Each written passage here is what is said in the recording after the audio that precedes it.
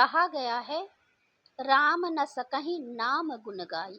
यानी स्वयं राम भी अपने नाम की महिमा पूरी तरह नहीं गा सकते, तो हम मनुष्य उनके नाम का क्या बखान कर सकते हैं। क्योंकि शास्त्रों में स्पष्ट कहा गया है, राम से बड़ा राम का नाम है। इस कलयुग में अगर कोई एकमात्र सहारा है तो वह है केवल नाम। भक्ति कठिन है, तप कठिन है, लेकिन नाम लेना और नाम लिखना हर मनुष्य कर सकता है। और जरूरी नहीं कि आप सिर्फ राम नाम ही लिखें। जिस नाम से आपका मन जुड़ा हो, राम, कृष्ण, भोलेनाथ, ओम नमः शिवाय या किसी भी देवी देवता का नाम जो आपकी जुबान पर सहजता से आता हो, आप वही नाम लिख सकते हैं। तो चलिए अब मैं आपको बताती हूँ, राम नाम या अपने प्रिय नाम को कब लिखना चाहिए, कैसे लिखना है, कहाँ से शुरुआत करनी है, घर से या मंदिर से, और कौन कौन से नियम ध्यान रखने हैं जरूरी है। तो चलिए मैं आपको एक एक नियम बताती हूँ और बाद में हमें उद्यापन कैसे करना है। पूरे साल हमें लिखना है और फिर उसके बाद हमें उद्यापन करना है। तो हमें कब से शुरू करना है और कब उद्यापन करना है, संपूर्ण जानकारी आज की इस वीडियो में आपको मिलेगी। तो चलिए शुरू करते हैं। दोस्तों सबसे पहले मैं आपको यह बता दूं कि मकर संक्रांति यानी खिचड़ी, जिसे हम खिचड़ी भी कहते हैं, उस दिन से बहुत सारे नियम लिए जाते हैं। तो उनमें से एक नियम यह भी है कि हम राम का नाम लिखते हैं। किसी एक नोटबुक में हम राम का नाम लिखते हैं और एक पेज दो पेज हम हर रोज लिखते हैं। और इसे हमें शुरू कब से करना है, कहाँ से करना है, तो देखिए संक्रांत के दिन से आप सुबह सवेरे स्नान आदि करके यह शुरुआत कर सकते हैं, या फिर आप शाम को भी शुरुआत कर सकते हैं। अब बात आती है कि हम मंदिर से शुरू करें या फिर घर से। तो देखिए पहले दिन आप हो सके तो मंदिर में भी शुरुआत कर सकते हैं, अगर आप मंदिर जा पाए तो। नहीं तो अपने घर के मंदिर के सामने भी आप इस तरह से पुस्तक ले जाइए, उनके चरणों में रख कर फिर आप शुरुआत कर सकते हैं। पुस्तक यानी नोटबुक। यह राम नाम लिखने वाला पुस्तक यदि आपको मिल गया नोटबुक तो अच्छी बात है। यदि यह नहीं मिल पाता है तो जो भी नॉर्मल नोटबुक आता है आप उसे भी लिख सकते हैं। उसमें भी चाहे तो आप लाइनें खींच सकते हैं, इस तरह से तैयार कर सकते हैं। और आपको लाल पेन लेना है, आपको नीला काला नहीं लेना है। लाल पेन मिले तो लाल पेन ले लीजिए, उससे ही हमें राम नाम लिखना है।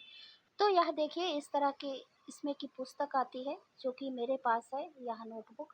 इसमें 28,860 नाम लिखे जाएंगे। तो यहाँ देखिए ऐसे जगह बना होता है लिखने के लिए, यह देखिए। और इसमें बहुत अच्छे अच्छे दोहा हैं और आरती है, नाम की महिमा बताई गई है, और हर पेज में इस तरह से दोहा लिखा गया है। तो मैं इस पुस्तक में यानी इस नोटबुक में अपना नाम नहीं लिख रही हूँ। आप जो भी नॉर्मल बुक लिए हो तो उसमें अपना नाम और डेट लिख सकते हैं, जिस तारीख से आप शुरू करते हैं उस तारीख को भी लिख सकते हैं, समय को भी लिख सकते हैं कि इस समय से हम शुरू करते हैं। तो इस तरह से आप नाम अपना पहले डाल लीजिए और फिर इसके बाद आप राम लिखिए। तो इस तरह से हमें भगवान के चरणों में स्पर्श कराकर प्रणाम करके पुस्तक को फिर हमें यह लिखना है। और लिखते वक्त हमें क्या ध्यान देना है कि हमें खुद आसन में बैठना है और हाथों में पुस्तक लेकर हमें नहीं लिखना है। मैं यहाँ मंदिर में आई हूँ और मैं यहाँ कुछ लेकर नहीं आई हूँ, जैसे आसन वगैरह नहीं लेकर आई हूँ। तो इस तरह से मैंने अपना दुपट्टा बिछाकर इस तरह से हाथों में पकड़ कर लिख रही हूँ। तो यदि आप घर पर हैं तो पीढ़ा, पाटा, चौकी जो भी रखना चाहें तो वहाँ नीचे इसके पुस्तक के नीचे रख कर आप उसमें रख के फिर आप लिखिएगा। तो इस तरह से हमें लिखना है और पूरा हर रोज आपको इस तरह से एक पेज लिखना है, बीच में अधूरा मत छोड़िए। पूरा एक पेज लिखिए, चाहे तो दोनों साइड से, जैसे इस साइड से भी और दूसरे साइड के भी आप दोनों पेज लिख सकते हैं। इस तरह से आप देख लीजिए, उधर मैंने लिख लिया है, इसके पीछे भी आप चाहें तो इस तरह से लिख सकते हैं। या फिर आप एक दिन सिर्फ एक पेज इधर सिर्फ ऐसे भी लिख सकते हैं, या फिर दोनों तरह से पूरा पन्ना लिख सकते हैं, इसे हम लोग पन्ना बोलते हैं। तो इस तरह से आप लिख सकते हैं। और अगर किसी दिन आप भूल गए तो फिर अगले दिन आप दो पेज एक साथ लिख दीजिए। तो इस तरह से हमें हर रोज राम का नाम लिखना है। और जब यह अगले संक्रांत के दिन हम इसे मतलब इसका उद्यापन करते हैं तो फिर उद्यापन की सामग्री आप देख लीजिए। तो हमें कुछ अन्नदान देना है और कुछ दक्षिणा। और जो नोटबुक में हम लिखते हैं तो उसे हम अपने पास रखेंगे, उसे हम दान नहीं करेंगे। नई नोटबुक लेकर और एक पेन, तो इसके साथ हम दान करेंगे। अच्छा, ये दान किसे देना है? आप मंदिर में ले जाकर दे सकते हैं। तो इस तरह से हम इस दान को दे सकते हैं। आप चाहें तो इसमें और थोड़ा बढ़ा भी सकते हैं। जैसे कि आप पंडित पंडितानी को दे रहे हैं, तो आप उनके लिए वस्त्र ले सकते हैं या फिर ब्लाउज का पीस ले सकते हैं। इसमें मीठा और फल ले सकते हैं। दक्षिणा आप और भी ज़्यादा बढ़ा सकते हैं। तो इस तरह से भी आप उद्यापन कर सकते हैं। तो यह सारी चीज़ें ऐसे रख के देखिए, मैं यहाँ एक ब्लाउज का पीस इस तरह से रख रही हूँ और नोटबुक और यहाँ चावल लिया है मैंने और कुछ दक्षिणा इस तरह से ले लेंगे। तो यहाँ मैंने रामदाने के लड्डू बनाए थे, तो इस तरह से मीठा मैं आपको दिखा रही हूँ।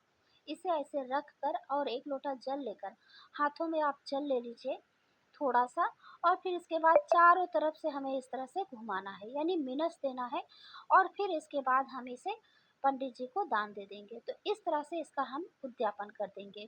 तो यानी 1 साल हम इसी तरह से लिखेंगे और फिर इस नोटबुक को हम अपने पास रख लेंगे और दूसरी नोटबुक नई खरीद कर हम दान दे देंगे। तो इस तरह से हमें इसका उद्यापन करना है। और दोस्तों, मैंने संपूर्ण जानकारी इसमें दे दी है, और यदि कुछ भी आपके मन में डाउट हो इस तरह से लिखने के विषय में, तो आप मुझे चाहें तो कमेंट करके पूछ सकते हैं। और दोस्तों, वीडियो अच्छी लगी हो तो प्लीज़ वीडियो को लाइक और चैनल को सब्सक्राइब ज़रूर कर लें। संक्रांत के वीडियो बहुत सारे आने वाले हैं इस चैनल पर, तो इसलिए ज़रूर से ज़रूर इस चैनल को सब्सक्राइब कर लीजिए, और वीडियो पसंद आए तो प्लीज़ प्लीज़ वीडियो को लाइक करें। राधे राधे, जय श्री कृष्ण।